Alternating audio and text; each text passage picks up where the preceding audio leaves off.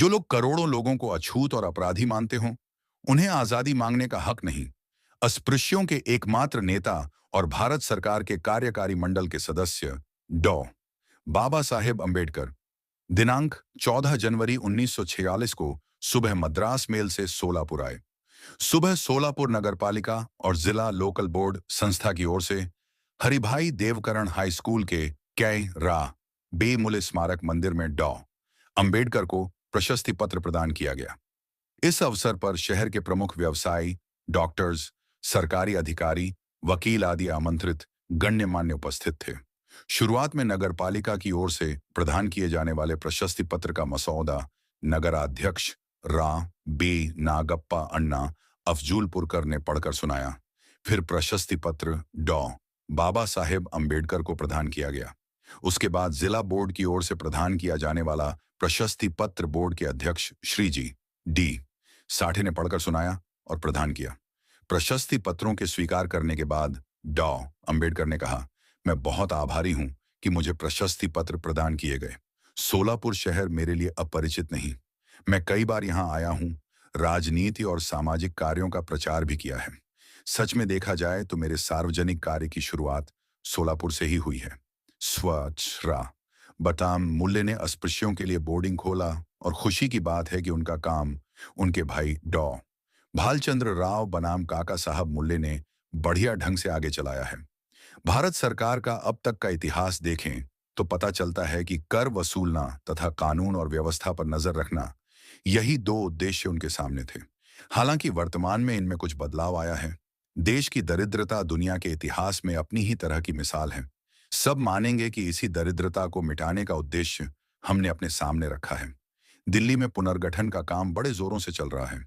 रहने की सुविधा, शिक्षा, व्यवसाय और उद्योग आदि पर केंद्र सरकार की 90% ऊर्जा व्यय हो रही है। इस काम में स्थानीय बोर्ड, महानगरपालिका की मदद लेने की नीति अपनाने की व्यवस्था बनाई जाने वाली है। मैं अभी मंत्री हूं। केंद्र सरकार की ओर से मजदूरों के हितों के बारे में अधिक ध्यान दिया जा रहा है। 1930 में इस मुद्दे को लेकर रॉयल कमीशन का गठन किया गया था। इस आयोग ने कई सूचनाएं की थीं। 1933 से 1942 तक का इतिहास देखने से यह पता चलेगा कि इस बारे में कुछ भी काम नहीं हुआ है।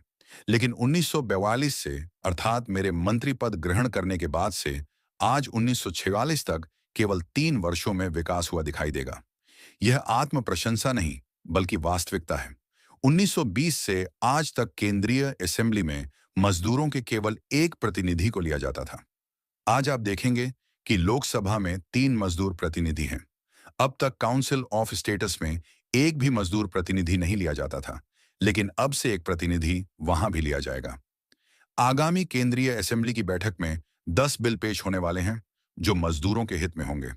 इनके मसौदे मैंने तैयार किए हैं। इससे पता चलेगा कि किस तरह देश में सामाजिक और आर्थिक दरिद्रता को दूर करने की कोशिशें जारी हैं। देश की सामाजिक स्थितियां अजीब हो गई हैं।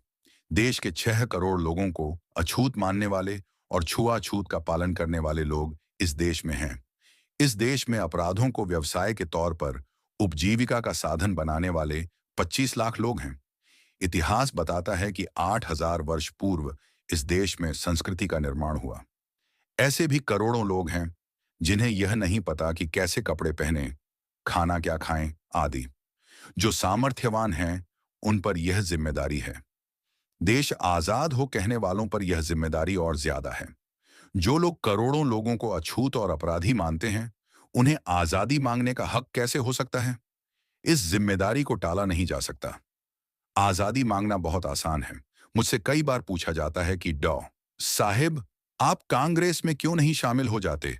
आपका सम्मान बढ़ेगा, हर रोज अखबार में मौके की जगह पर आपका नाम छपेगा। लेकिन मुझे यह मंजूर नहीं। बोलने से अधिक काम करने की जरूरत होती है। मैं कहीं भी जाऊं, जब ऐसी स्थितियों से सामना होता है तो मन व्यथित होता है। अस्पृश्यता निवारण का असली काम मैं ही कर रहा हूं।